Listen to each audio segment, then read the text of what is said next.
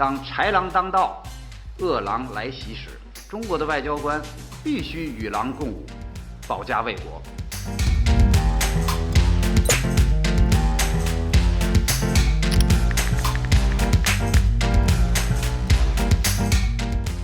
중국의 외교 전략 중 하나인 전랑 외교는 2019년부터 주목받기 시작해 코로나19를 거치며 본격적으로 부상했습니다. 과거 중국의 대외 노선인 도광양해와 달리 중국의 이익에 반하는 움직임에 직설적 비판을 쏟아내는 게 특징인데요. 그 출발점은 다름 아닌 중국 액션 영화입니다. 특수부대 출신 주인공의 일당백 활약을 그린 이 작품은 대표적인 국뽕 영화로 꼽힙니다. Wolf Warrior.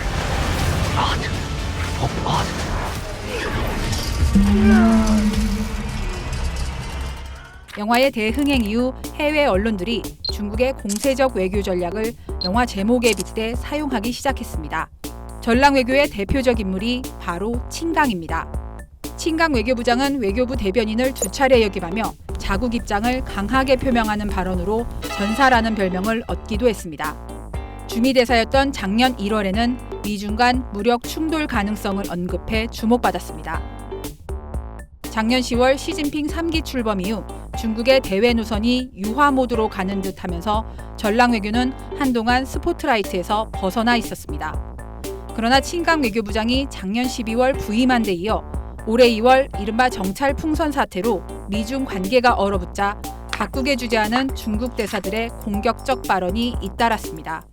올해 4월 한미 정상회담을 앞두고 윤석열 대통령의 힘에 의한 대만 해협 현상 변경을 반대한다는 외신 인터뷰가 공개됐을 때는 중국 외교부까지 나서 강하게 반발했고 칭강 외교부장도 협박성 발언을 서슴지 않았습니다.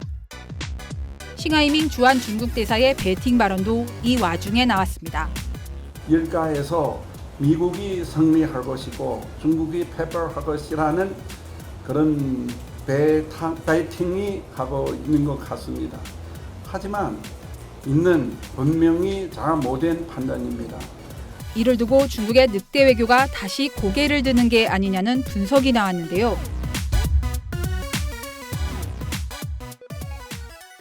중국이 지금 당근과 채찍을 다 같이 쓰는 거죠. 그 원칙은 미중 간의 패권 경쟁에서 사이좋게 지내는 국가들에 대해서는 우호적으로 가는 거지만 핵심 이익이나 이런 문제 건드리는 국가에 대해서는 강하게 나가는 거죠. 원칙을 세워서 지금 움직이는 거지 그게 뭐 한국한테만 한다고 보기는 어려운 거예요. 그러고 보면 싱하이밍 대사의 배팅 발언 직전에도 핵심 사안에 대한 언급이 있었습니다. 대만 문제를 중국이 핵심 우려를 확실하게 존중해 줬으면 대단히 고맙겠습니다. 최근 토니 블링컨 미국 국무장관의 중국 방문을 계기로 미중 간 소통의 숨통을 틔웠지만 의미 있는 관계 개선까지는 갈 길이 멀어 보입니다. 이거는 주고받는 게임인데 앞으로 상황 자체가 어떻게 전개되냐에 따라서 이 미중 간의 이 관계는 롤러코스터처럼 또 악화될 가능성도 있어요. 한중 관계는 말할 것도 없는 거죠.